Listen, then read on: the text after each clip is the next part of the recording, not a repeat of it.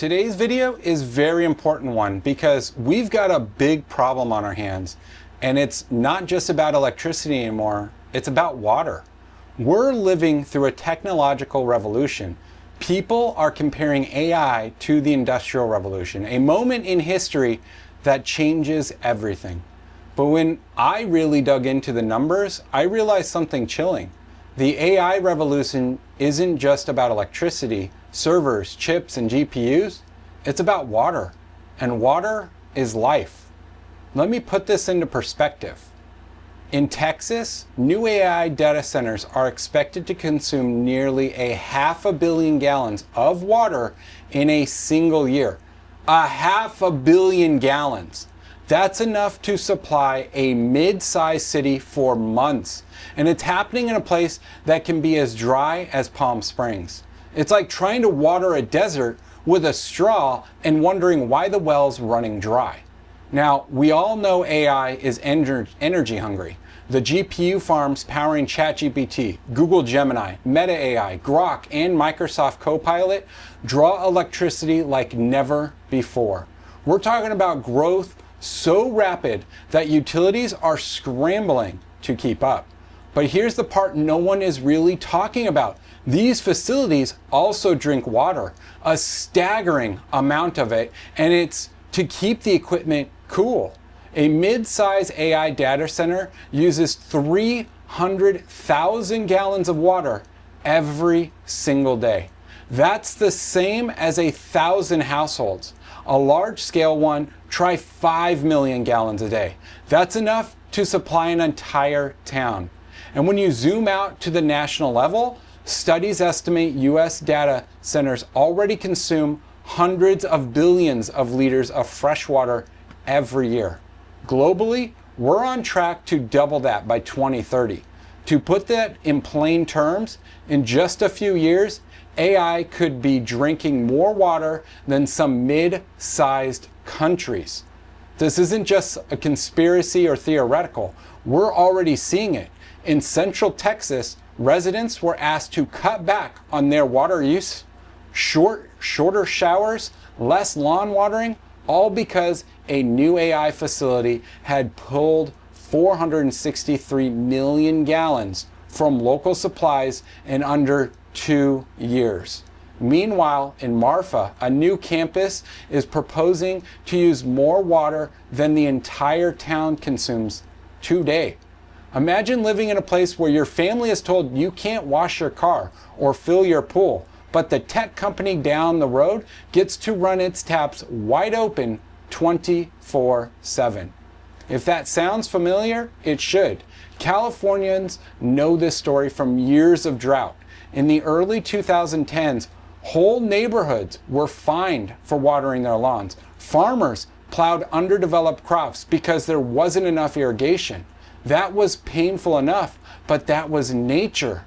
What's happening now is different. It's not just drought driving scarcity, it's us feeding an artificial intelligence machine that never stops eating. And the craziest part, every chat we run with AI has a water footprint. Some researchers estimate a single ChatGPT query can consume as much drinking water as a 16-ounce bottle.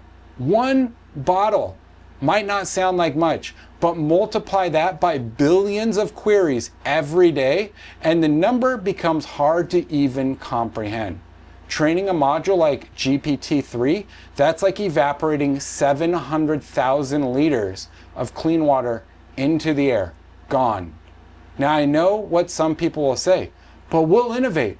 We'll find our way out of this, just like we always have. Sure.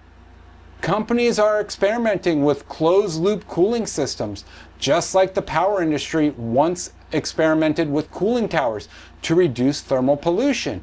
But here's the problem. Right now, 2/3 of new data centers are being built in water-stressed regions like Texas, Arizona, and Nevada, places already on the edge.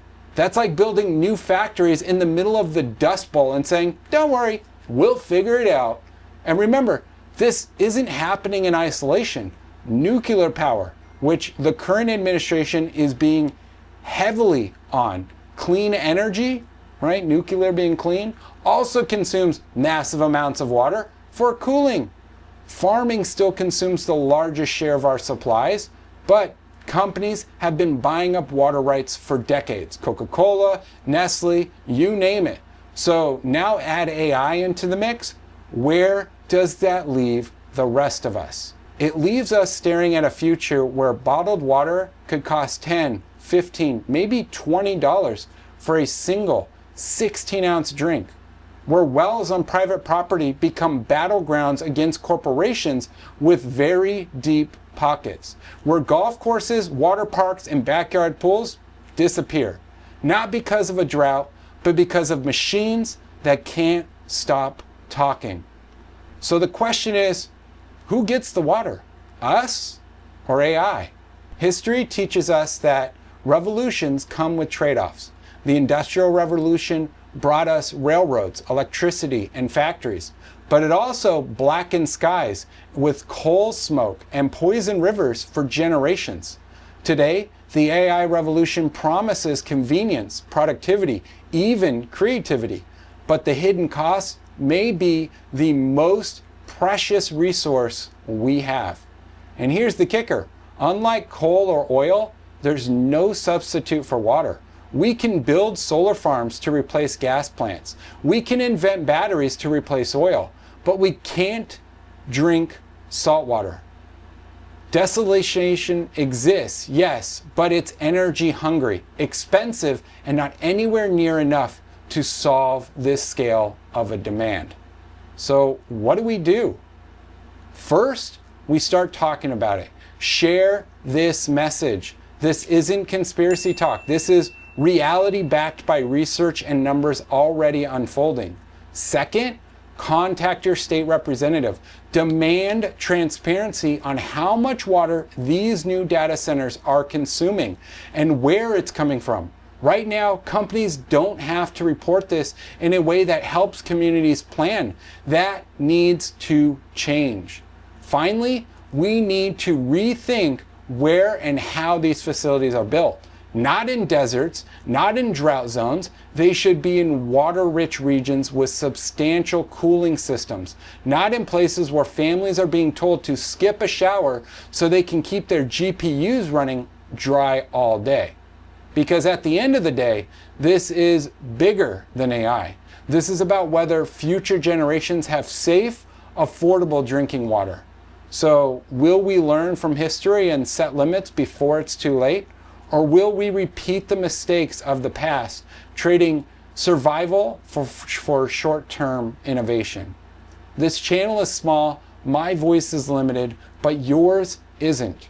Share this video, drop a comment with your thoughts, and let's start a conversation that goes beyond hype and headlines.